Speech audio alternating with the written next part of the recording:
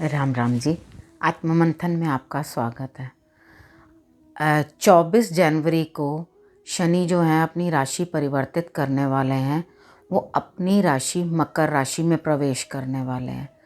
तो इससे पहले कि मैं आपको ये बताऊं कि किस किस राशि के ऊपर वो क्या क्या अफेक्ट देने वाले हैं, तो क्यों ना मैं आपको थोड़ी देर शनि के बारे में बता दूं कि आखिर शनि आपके ऊपर कैसे कैसे अफेक्ट्स देते हैं। उससे आप अपने समझने में आसानी हो जाएगी आपको कि अपनी अपनी राशि जो है आपने उसमें क्या चीज़ समझनी है। सबसे पहले शनि जो है एक सेकंड लार्जेस्ट प्लैनेट है कि जो बृहस्पति से छोटे हैं। बृहस्पति जितना बड़ा साइज़ नहीं है, बृहस्पति का साइज़ बहुत बड़ा होता है, तो शनि का साइज़ उनसे छोटा होता है, लेकिन फिर भी वो काफ़ी बड़े प्लैनेट हैं। ठीक है, तो वो गैशियस प्लैनेट हैं। गैस बनाना, हमारी बॉडी के अंदर गैस बननी, जिसके ऊपर भी शनि आते हैं या शनि का अफेक्ट रहता है, तो ये सब चीज़ें उनकी बॉडी में भी स्टार्ट हो जाती हैं। तो वो अपने अकॉर्डिंग ही फल देते हैं। अब साढ़े साती के बारे में बात कर लेते हैं कि साढ़े साती क्या चीज़ होती है।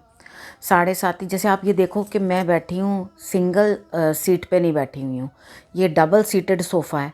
तो उसी तरीके से 3 सीटर सोफ़ा देख लो।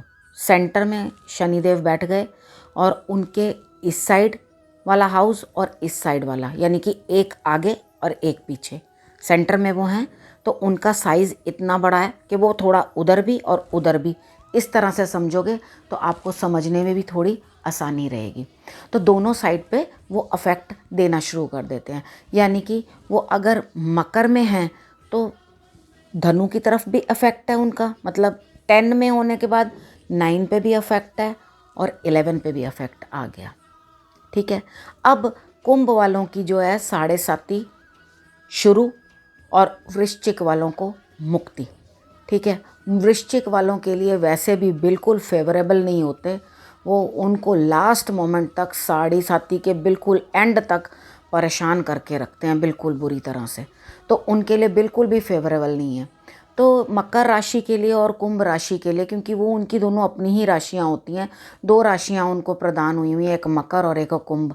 वैसे वो तुला के लिए भी फ्रेंडली होते हैं और वृष राशि के लिए भी फ्रेंडली होते हैं, लेकिन जो मैंने अपने एक्सपीरियंस से देखा है कि फ्रेंडली होना एक अलग बात है। वही एक ऐसे न्याय करने वाले हैं जो कि बिना अपने और पराये का ध्यान करते हुए न्याय करते हैं। यानी कि क्या होगा, उनके लिए फ्रेंडली हैं तो उनको लास्ट में शाबाशी दे देंगे। उतना टाइम पीरियड तो उनको कष्ट होगा ही। उन्होंने जो गलती करी है तो उनको क्या करेंगे, उनको पनिश नहीं करेंगे, बिल्कुल करेंगे। ठीक है, आपने जो किया है, हमें तो समझ ही नहीं आती हमने किया क्या है। Actually end of the day कोई हमसे दुखी भी होता है, कोई हमसे परेशान भी हो गया, तब भी हम लास्ट में ये कह देते हैं, पता नहीं हमने तो कुछ किया नहीं, इसको किस बात की दिक्कत है, पता नहीं हमारी कौन सी बात उसको परेशान कर गई, कौन सी चीज़ उसको दुख दे गई, ये हम नहीं जानते। हमने क्या पिछले जन्म का करा, क्या करा। गोचर की प्रेडिक्शन 20% तक सही होती है, बाकी आपके अपने हॉरोस्कोप का भी 80% देखा जाता है कि शनि की प्लेसमेंट या कोई भी ग्रह XYZ कोई भी ग्रह है, तो वो जहाँ पे आपके हॉरोस्कोप के अंदर जब प्लेस्ड है तो वो उसका अफेक्ट वहाँ पर क्या है, तो उसको देख के ही कैलकुलेट किया जाता है उसके लिए इंडिविजुअल इंसान की। तो उसके अकॉर्डिंग ही फल अच्छा या बुरा, ज़्यादा अच्छा या ज़्यादा बुरा। अब मैं गोचर में आपको ये कह दूं कि हाँ जी ये आप तो विदेश जाने के योग हैं, ये हैं वो हैं, आपकी हॉरोस्कोप उठा के देखो तो वो गोचर के अकॉर्डिंग तो फल आ रहा है, लेकिन हॉरोस्कोप में देखेंगे तो वहाँ तो छोटी मोटी यात्राओं के योग बनते हैं। ये डिफरेंस होता है।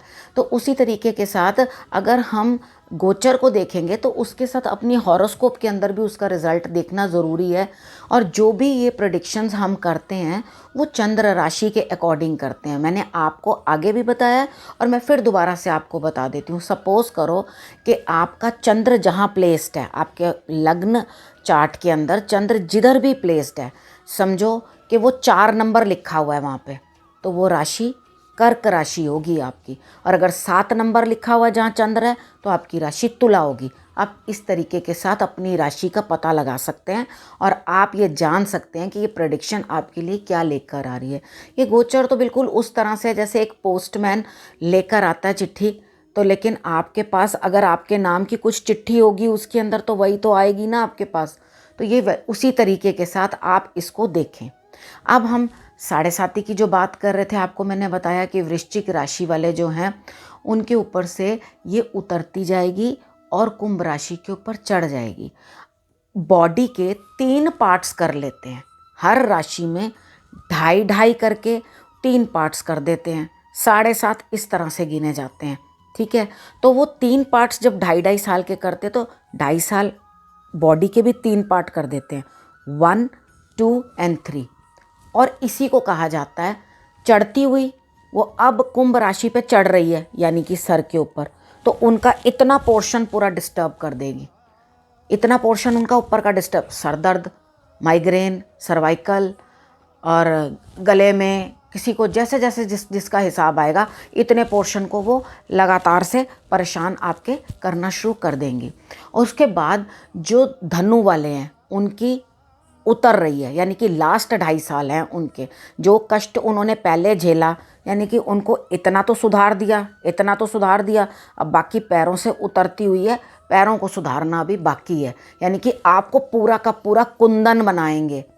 ठीक है, जैसे आपको गोल्ड के अंदर से इम्प्योरिटीज़ निकाली जाती हैं, उसको पिघलाया जाता है, मेल्ट किया जाता है, ठोका पीटा जाता है, फिर उसके बाद उसको नए जेवर की शेप दी जाती है। तो इसको ये कहना चाहिए कि एकदम प्योर गोल्ड आपको बना देंगे। वो इतना बुरी तरह से पनिश करते हैं। और उनकी दृष्टि क्या होती हैं, दृष्टि क्या होती हैं? दृष्टियाँ 3 दृष्टियाँ उनकी होती हैं, जो वो तीनों दृष्टियाँ जिस भाव में बैठते हैं उसकी वृद्धि कर देते हैं, और जहाँ जहाँ देखते हैं वहाँ वहाँ रिश्तों की कमज़ोरी डाल देते हैं, चीज़ें देते जाते हैं। यानी कि अगर किसी चीज़ को उन्होंने देख लिया, सपोज़ करिए कि 4th हाउस को देख रहे हैं, ठीक है, वो माता का भाव है, तो माता के साथ विच्छेद करवा देंगे आपका, माता के साथ विच्छेद करवा देंगे। और उसके बाद आपको चीज़ें दे देंगे, यानी कि मकान दे दिया, गाड़ी दे दी, उस चीज़ के सुख आपको प्रदान, उस हाउस के सुख आपको प्रदान कर देंगे, लेकिन वो रिश्तों में विच्छेद डाल देते हैं, दूरी डाल देते हैं, अलगाव डाल देते हैं। तो पिता के भाव में आ गया तो पिता के साथ अलगाव, भाई बहनों के भाव में आ गया तो उसके साथ अलगाव। मेरा ख्याल से आपको ये बात समझ आ गई होगी, क्योंकि वो आपको जिस समय ये परेशानियां देते हैं, मतलब शनि जब परेशानी देने के ऊपर आते हैं तो वो आपको इतना बुरा हाल आपका कर देते हैं कि आपको एक एक रिश्तेदार के आगे भी दर दर भीख मंगवा देते हैं। वो आपको इतना बुरा हाल कर देते हैं, तो आपको ये समझ नहीं आती कि किस दोष का हमारे को ये इतना बुरा जो है परिणाम मिल रहा है। लेकिन वो अपने कईयों के साथ ऐसा होता है, उनको ये भी पता नहीं चलता कि हमारी 7.5 चल रही है, वो यही परेशानी में रहते हैं, पता नहीं, मुझे तो समझ नहीं आ रही। क्योंकि कई बार किसी को अपनी राशि नहीं पता होती, किसी को यंग बच्चे होते हैं तो मानते भी नहीं इन सब चीज़ों को। आजकल तो वो सीधा कह देते हैं हमें तो कुछ पता ही नहीं है, या हमें तो इस चीज़ के बारे में जानकारी, वो लगातार स्ट्रगल करते हैं। होता क्या है, बॉडी के अंदर एक आलस सा पड़ जाता है, जैसे जो काम होगा वो आप कहोगे कल कर लूँगा, कल, अच्छा चलो परसों कर लूँगा, परसों कर लूँगा, अपनी तरह से बड़े अजीब अजीब से जवाब दोगे। पेट में ये इतने पोर्शन के अंदर गैस का बनना, और गैस की वजह से आपको परेशानियां झेलनी पड़ जाएंगी, तो आप लगातार सुस्त शरीर रहेगा, नहाने का मन नहीं करेगा, कोई काम करने का मन नहीं करेगा। और एक सबसे बड़ी प्रॉब्लम जो है, अगर शनि आपके हॉरोस्कोप के अंदर जहाँ चंद्र के साथ प्लेस्ड है, अगर वो चंद्र के साथ प्लेस्ड होके आ गया या सूर्य के साथ प्लेस्ड होके, चंद्र के साथ प्लेस्ड है तो वो आपका मन निचोड़ देता है बुरी तरह से। माता के साथ भी परेशानियां आने लग जाती हैं, और मन मतलब आपको इतना दुखी कर देगा, आप रोते रहोगे, परेशान होते रहोगे, इसने मेरे साथ ऐसे किया, उसने मेरे साथ वैसे किया, इसने ये कर दिया, उसने वो कर दिया। आपके आंसू टपका टपका के आपको रुलाते रहेंगे, रुलाते रहेंगे। लेकिन आपने जिस डर के साथ उस 7.5 में एंटर किया है, एंड ऑफ द 7.5 वो डर आपका दूर कर जाएंगे। यानी कि आप उसके बाद उस डर से नहीं जियोगे। उस डर के अंदर जिस भी चीज़ का आपको डर या कुछ होगा, वो एंड तक करते करते आपको उस डर से उभार जाएंगे, वो स्ट्रॉन्ग बना जाएंगे और ब्रेव बना जाएंगे। और अगर सूर्य के साथ कहीं कनेक्शन हो रहा है, दृष्टि से हो रहा है, युति से हो रहा है, किधर भी सूर्य के साथ वो बैठे हुए हैं, तो आपके मान सम्मान पे चोट डाल देंगे। आपके ऑफिस में बॉसेस के साथ, अपने पिता के साथ वो संबंध और आपकी सम्मान कहीं बन नहीं पाएगा। अगर ये दोनों ही आपके शनि के साथ बैठे हुए हैं, तो एक ही हाउस के अंदर बैठे हैं, तो मन का मन दुखी, और उसके बाद अपमान तो अलग से अपमान। ये पूरा समय आपको ये झेलना पड़ेगा, और झेलने के बाद आपको जब वो एंड करेंगे अपनी 7.5 तो आपको साई ऑफ रिलीफ देके जाएंगे। अब क्या करने से आप बच सकते हैं, क्या क्या उपाय आपको करने चाहिए जिसके कारण आप शनि की इस चीज़ के साथ उनका जो कोप है वो आपके लिए कम हो जाए। सबसे पहले तो हनुमान जी की शरण पकड़ लो, ठीक है। हनुमान जी के ऊपर वो कभी भी अपनी दृष्टि नहीं दे पाए थे, तो उनको ये प्रॉमिस था कि जो आपके लिए आपकी आराधना करेगा उसका मैं कुछ भी बिगाड़ नहीं पाऊंगा, क्योंकि आप वो उनका भी कुछ नहीं बिगाड़ पाए थे। तो उसके बाद सेकंड शिकायत कहाँ लगाई जा सकती है, कोई भी तंग करे या कोई कुछ करे तो किस किस को उसकी शिकायत लगाई जाती है, उसकी माता को और उसके पिता को या उसके गुरु को, ठीक है। जब आप उसके गुरु को जाके शिकायत लगाएंगे, उनके गुरु कौन है, शंकर भगवान उनके गुरु हैं, तो जब आप उनके पास जाके जल चढ़ाएंगे या अपनी तकलीफ़ वहाँ बताएंगे, शंकर भगवान की शरण पकड़ेंगे, एक तो चंद्रमा मजबूत हो जाएगा और दूसरा आपको शनि भी परेशान उतना ज़्यादा नहीं कर पाएंगे। दूसरा, आप कृष्ण भगवान की पूजा करेंगे, कृष्ण भगवान की भी आराधना करेंगे तो भी शनि आपका अहित नहीं करेंगे। उसके बाद हम दूसरी तरफ चलते हैं, और क्या कर सकते हैं। आपने सुना होगा कितनी बार आपको कहा जाता है छाया पात्र का दान करो, छाया पात्र का दान करो। छाया पात्र का दान क्या चीज़ होती है, छाया उनकी माता थी, ठीक है। जब आप एक पात्र के अंदर तेल डालकर उसके अंदर अपना फेस देखते हो, यानी कि अपनी फेस तो आप देख रहे हो, लेकिन हम शीशे में देखते हैं तो क्या हमारा फेस थोड़ी वहाँ चला जाता है, हमें छाया दिखाई देती है ना। उसी तरीके से वो तेल के अंदर जो तेल डालोगे सरसों का, तो उसके अंदर अपना चेहरा देखोगे तो वो छाया दिखाई देगी उसके अंदर। जो वो छाया दिखाई देती है, जब आप छाया देखते हो तेल के अंदर तो उन्हें अपनी माँ के होने का एहसास होता है। तो बुरे से बुरा शख्स भी, कोई कैसा भी हो, कितना भी बुरा, माता उसका सॉफ्ट कॉर्नर होती है। यानी कि हर आदमी को अपनी माता के लिए और पिता के लिए अलग ही सम्मान होता है। कोई पिता से सम्मान करे, पिता का सम्मान करे ना करे, लेकिन वो अपनी माता का सम्मान जरूर करता है। छाया पात्र करने का या इस उपाय का अर्थ ही यही है। मैं इन चीज़ों को एलैबोरेट करके इसलिए बताती हूँ कि ज़्यादातर जिन भी लोगों को मैं बताती हूँ, पीछे से बच्चे बोलते रहते हैं, अरे ये सब वहम होते हैं, ये सब बेकार की बातें होती हैं, इसमें कुछ नहीं होता, उसमें कुछ नहीं होता, ये सब ऐसे ही होता है। तो वो ऐसे ही क्यों होता है, मैं वो आपको साथ साथ में समझा रही हूँ कि आप क्या कर सकते हो और क्या नहीं कर सकते। उसके बाद अगर आपने किसी का मेहनताना रखा हुआ है, मेहनताना समझते हो कि आपने सामने वाले से काम किया करवाया और उसको उसके एवज़ के पैसे नहीं दिए, किसी का हक मार लिया, किसी को ज़रूरत जितनी कीमत है उसके अदा ना करना, उसकी चीज़ें नाश कर देना, उसके बच्चों को, उसके मकान, उसकी चीज़ें जो भी आप नष्ट करोगे वो आपको अपनी चीज़ें दे के भुगतनी पड़ेंगी। यानी कि शनि की नज़र में आप माफ़ी के लायक नहीं हो। आपको अब इतनी प्रेडिक्शन ज़बरदस्त कोई तरीके से नहीं कर सकता, ना कोई बता सकता है। मैं आपको सच बता रही हूँ, पता नहीं इस समय के अंदर शनि आपको कौन से पिछले जन्म का कर्म ला के रख दे सामने कि लो जी ये भी भोग के जाना, ये भी पीछे से पेंडिंग ऑर्डर पड़ा हुआ है तुम्हारा, इसे भी निपटा कर जाना, ठीक है। वो भी आपके पल्ले पड़ जाए और वो भी आपको करना पड़े। तो सबसे पहले है, हमें जिन जिन लोगों को ईगो की प्रॉब्लम होती है, ईगो मैंने करा, बड़े दाता दानी बन जाएंगे कि हमने तो बहुत कुछ किया, मैं तो वो सबसे पहले तो मैं ही मार देते हैं। ये जो गर्दन की अकड़ है ना, पहले सबसे पहले यही नीचे करवा देते हैं। वो अकड़ तोड़ देंगे, घमंड तोड़ देंगे, आपको क्षमा मांगनी सिखा जाएंगे। बस जो इंसान क्षमा मांगना शुरू कर देगा, यानी कि अच्छा जी मेरे से गलती हो गई, समझ लो शनि अपना काम कर गए। उस समय पर जब शनि आ जाते हैं, ये बिल्कुल वैसा ही है जैसे एक बिगड़े हुए बच्चे को हम लोग हॉस्टल में डालते हैं, लेकिन अब ये बिगड़े हुए बच्चे को ना बड़े बड़े सब 30 साल लगाते हैं वो एक राशि में दोबारा वापस आपके पास आने को।